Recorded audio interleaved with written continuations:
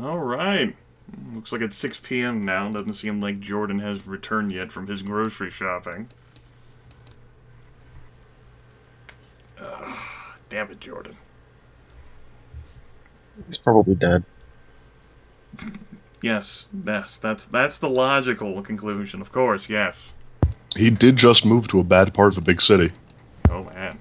The apocalypse began without us.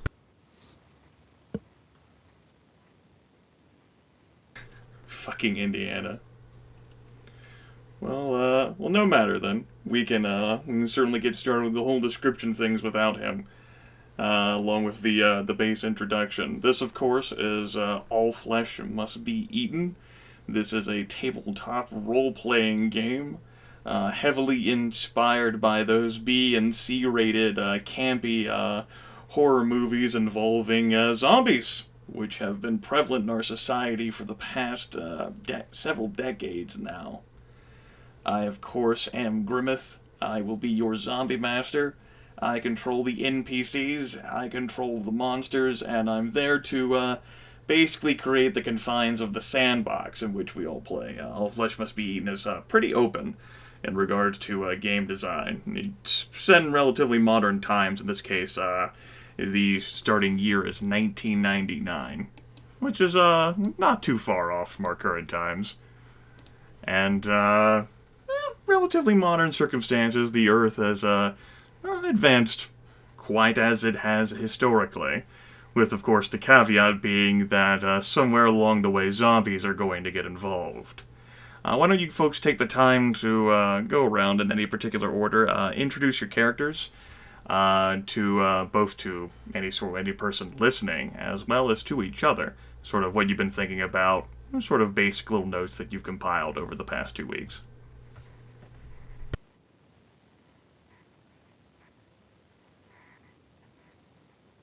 All right, well, I'm Aaron, and my character is Eugene McGannigan.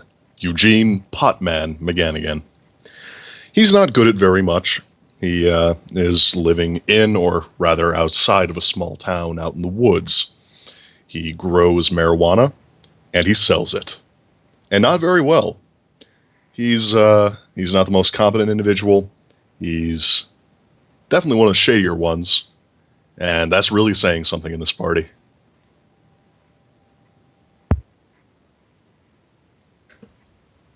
You make it sound like we're bad people. We're definitely not good people, are we? Well, I mean, if I make it sound that way, it's because it's telling like it is. You know. So I'm Ryan. I'm going to be playing Aiden O'Neill, who's a police officer recently promoted to detective as a part of property crimes. He's connected to the group because Popman's been paying him off to keep cops off his back, basically. He's not the greatest police officer. He kind of does it for the power and attention. And that's pretty much who he is.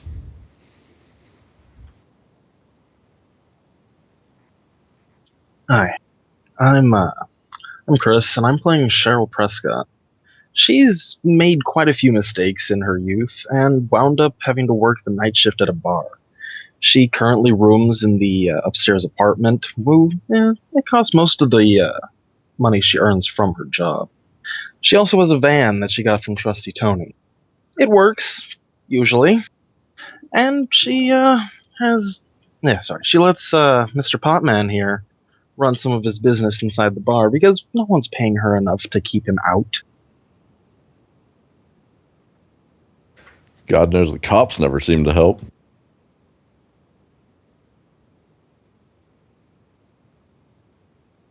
All right. So this game begins sort of at a Memorial Day, sort of the end of the whole Memorial Day weekend. You folks decided to band together. You're certainly at least acquaintances with each other, and you've all grouped together with the idea of spending your weekend heading on down to Atlantic City. Any particular reason why your characters wanted to go to Atlantic City, leaving behind the sleepy little hamlet of Romero, Pennsylvania? Hookers and blow.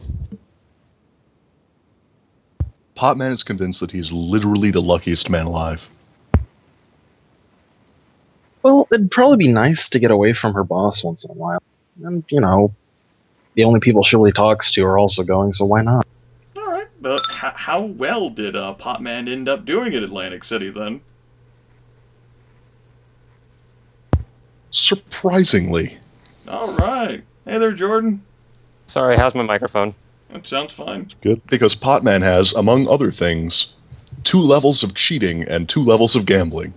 Managed to Nice. pull the wool over the eyes of the various cameras paying attention to the Atlantic City casinos. And most importantly, 3 levels of streetwise to know when not to cheat or gamble.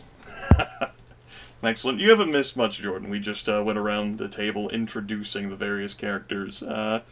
If you would be so kind, whenever you get yourself situated, why don't you tell us about Trusty Tony, in quotations.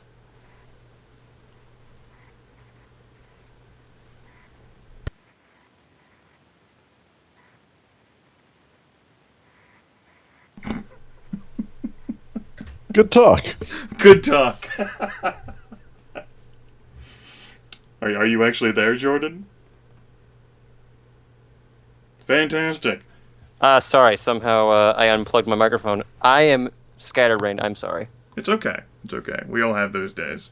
Yeah, and I'm... Today is probably just the day. Of course, today's the day. Yes, today is the day. Been marching inexorably for the past 2 weeks now, looming over you. Mm-hmm. And then I had to do a bunch of other stuff and work. Now I have to find my character sheet on this computer because this is an entirely different computer than the one I tell you what, I'm about to blow your mind here. Oh, don't tell. I took the liberty of putting all of the character sheets I had to a Dropbox because I was eventually going to share them with my viewers in the videos. As a result, I actually have your character sheet online. Well, aren't you just amazing? I am prepared. I am the zombie master. Of course, you're always prepared, Grimith. Yes, always. It has never backfired once.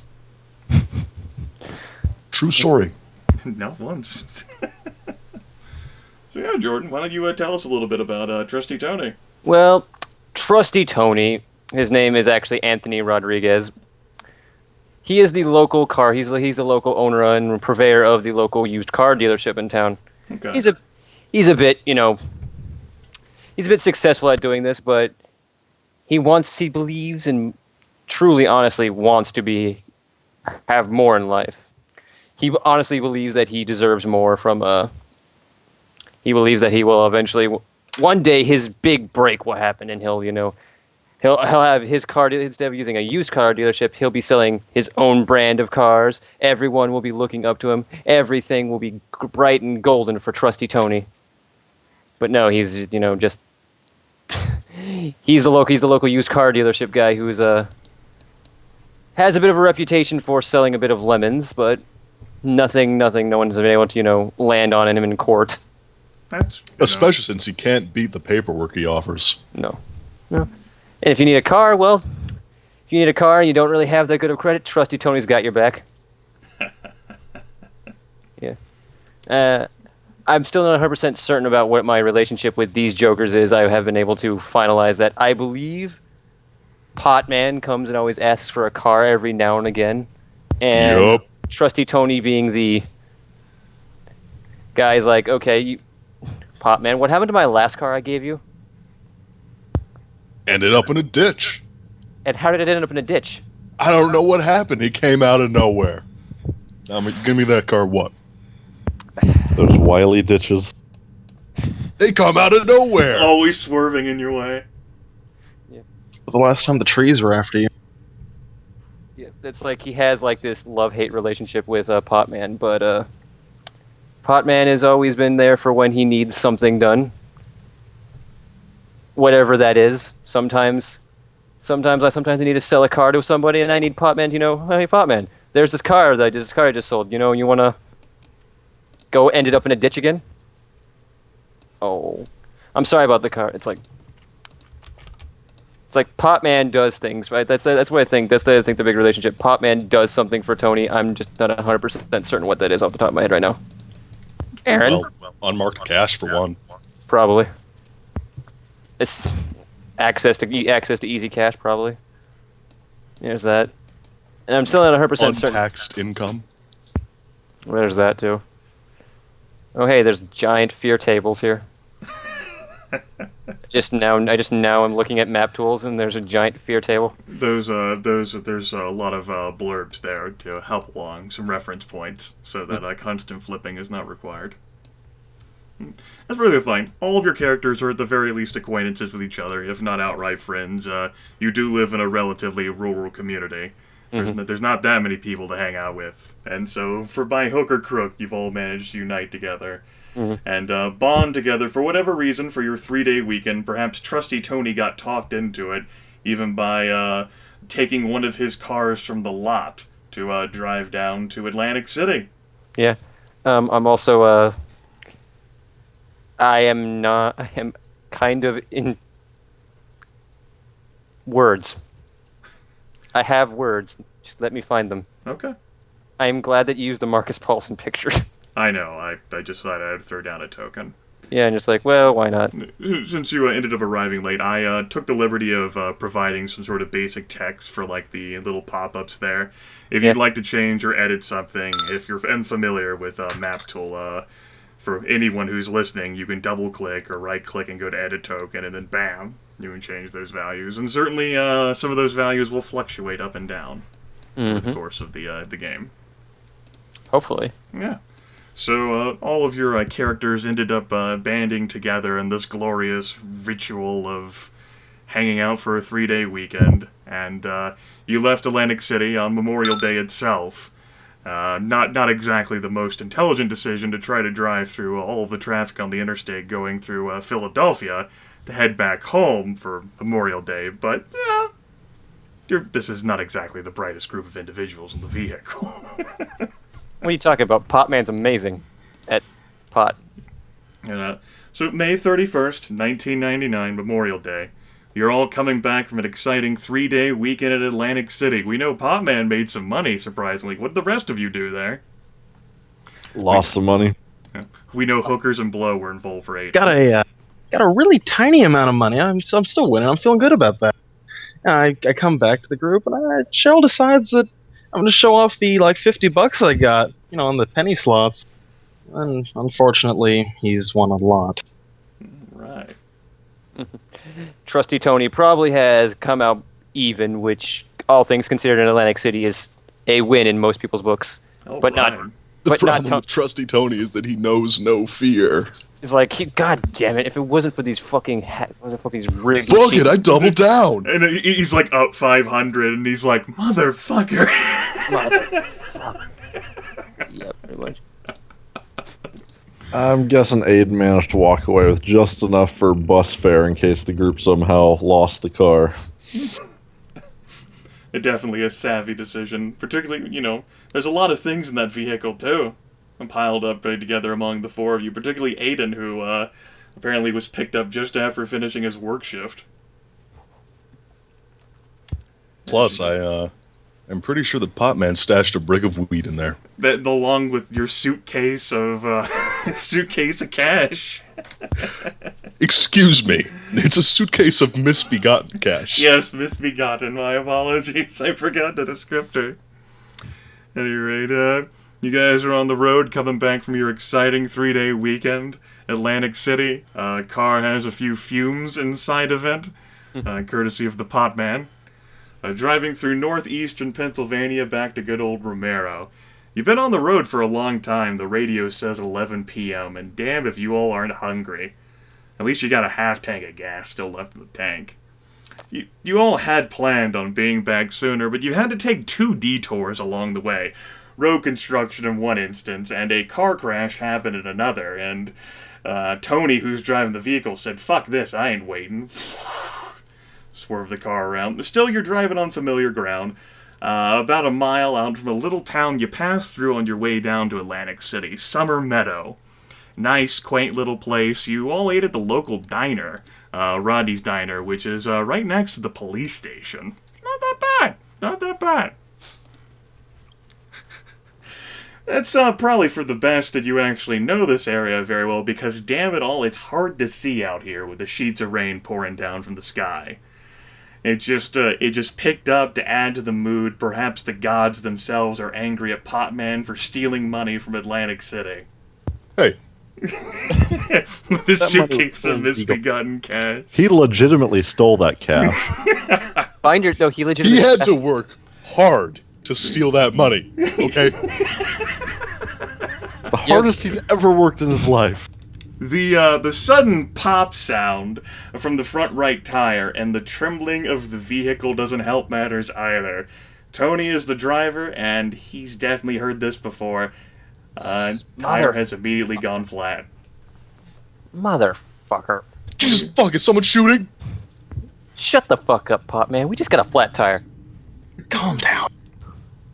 There's probably some glass on the street. I don't know, some fucking hillbillies might have been throwing bottles around. I don't know.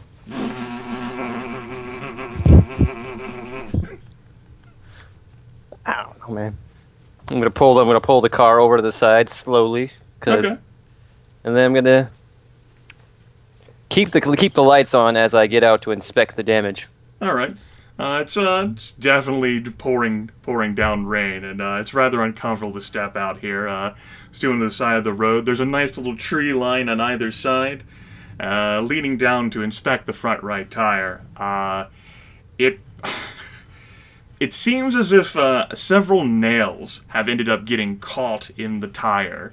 Whatever you ended up running through had gone through quite a bit. Off in the distance, back behind you, it seems as if a 2x6 is sticking out on the side of the road. Dude, someone spiked your car. Today's not my day. Today is not my day. First to get cheated in Atlantic City, now this. Now, would Trusty Tony have brought a spare tire with him? Well, with all the goods that we have, I don't know where else we would put them, so probably do not have a spare tire. All right, Trusty Tony knows for certain he does not have a spare tire in the vehicle. Mm-hmm. How far do you think you're away from the nearest town, guys?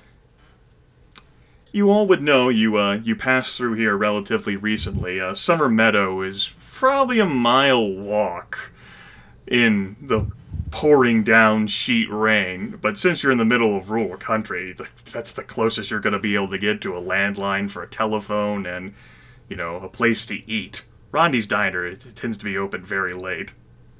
We're going to have to walk the rest of the way. Get to Rodney's, make a phone call. I've got a cell phone if you want to use it. Oh. Whoa. Do we have I have a cell phone too, but I don't have reception out here. No, dude, don't use a fucking cell phone. The government listens on that.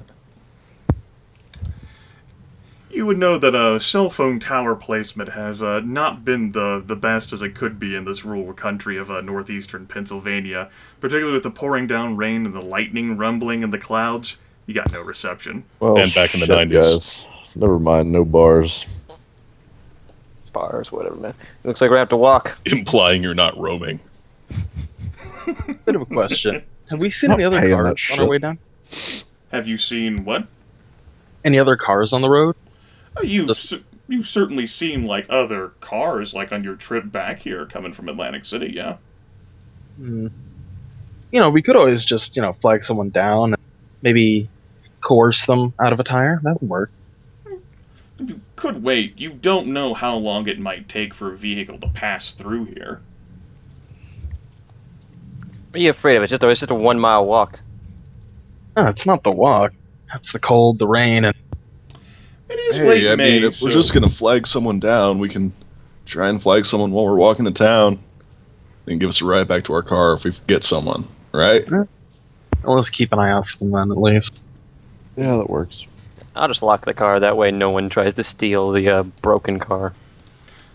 What do you folks want to I take? mean, if they want to steal that car, they probably earned it. What do you folks want to take with you on your trek to Summer Meadow? My suitcase of cash and brick of weed. Well, since my only They can steal the car if they want.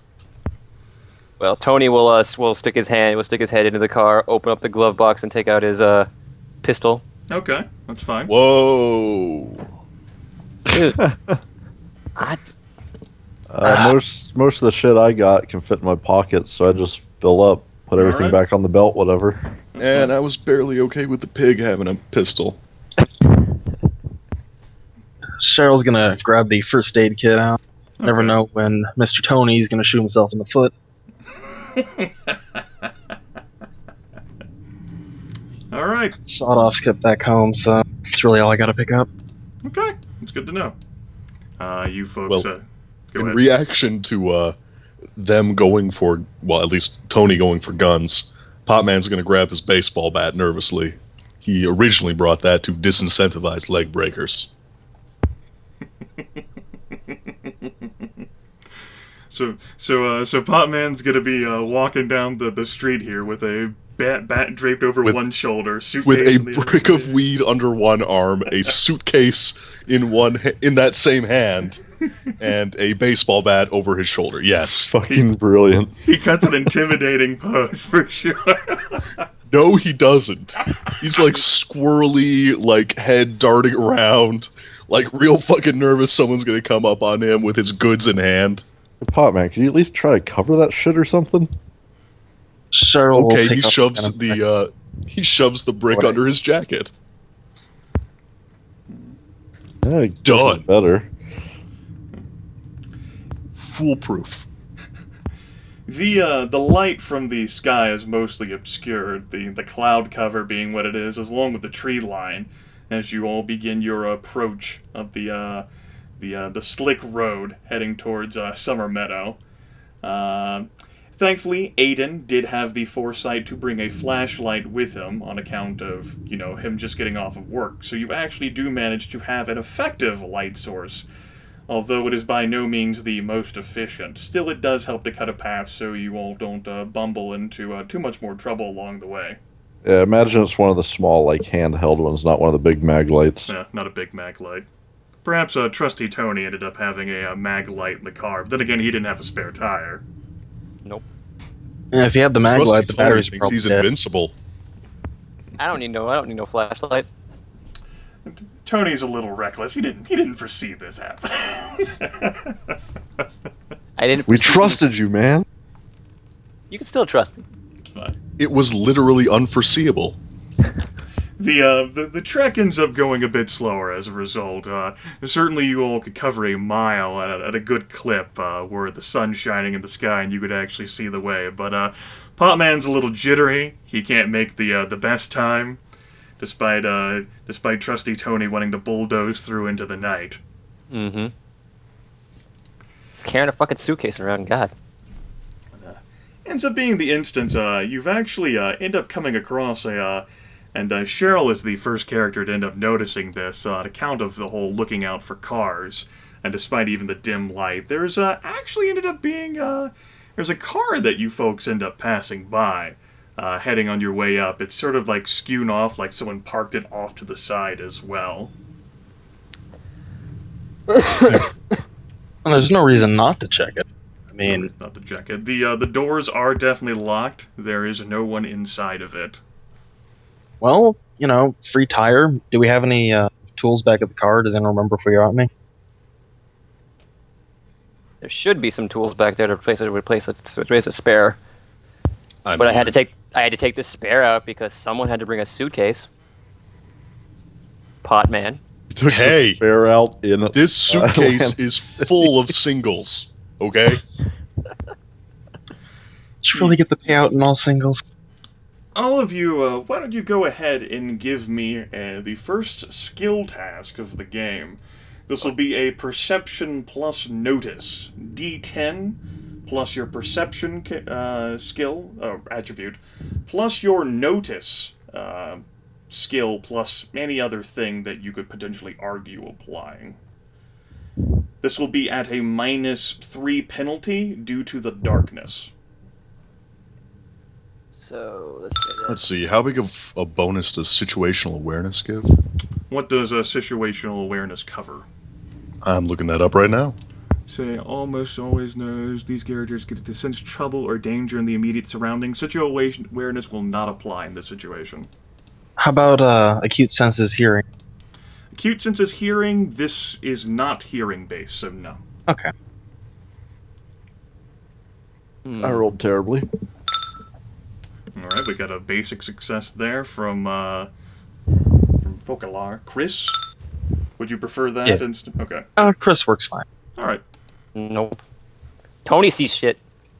And Aaron there did not actually roll. Oh, is it slash roll? Slash roll, space, and then 1d10 plus 4 in your case. Alright.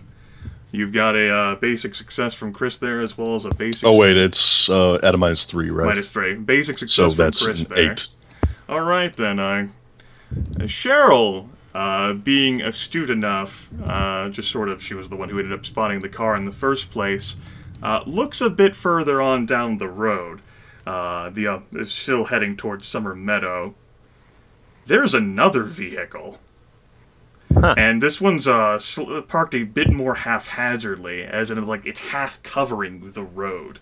The driver's door is still open. Doesn't appear to be any light, so the battery must have died. Oh, we know we're back in Pennsylvania. Oh. Well, I'm Zing. not gonna. Yeah, I'm gonna run over there and check it, but I'd like to grab the flashlight before I run over there. Tell everyone, hey, we got another car up here. Maybe more people hit that 2x6 back there with the spike on it. If I get my hands on whoever put that freaking wood down there. Well, I mean, I guess that would make you feel like less of an asshole, right? Shut the fuck up, Tony. If Aiden is willing to spare the flashlight. Sure. It is his only source of light. Alright, Cheryl ends up walking a bit distance. I'll follow after. It's about 200, 300 yards. Very difficult to see given its location and just the pouring down rain. But, you know, you certainly wouldn't have driven into it. You don't think Trusty Tony would have. I mean, it is right there. It's a car. You know. Well, I mean, would he have? The car definitely looks like it has been.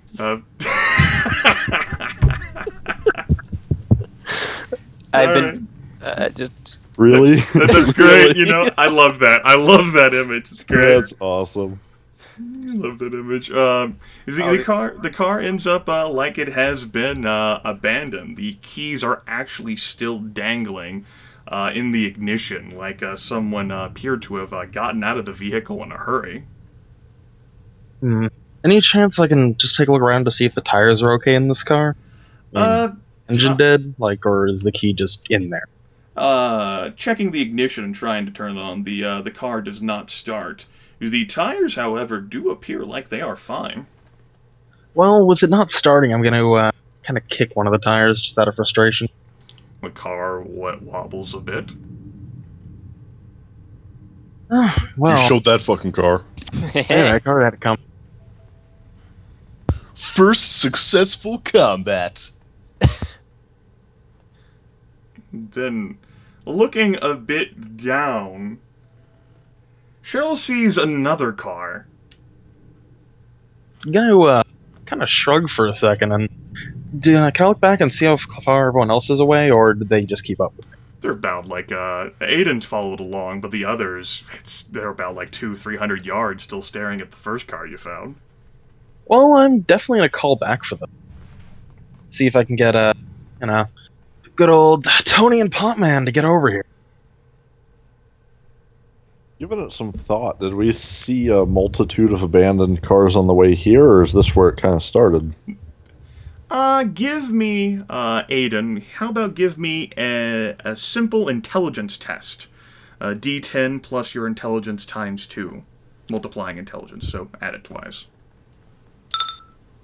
Okay, basic success there. Thinking back on it, no, you don't recall seeing any other abandoned cars, but once you turned onto this road heading for Summer Meadow, you don't think you saw any other cars at least heading out of Summer Meadow, towards your way.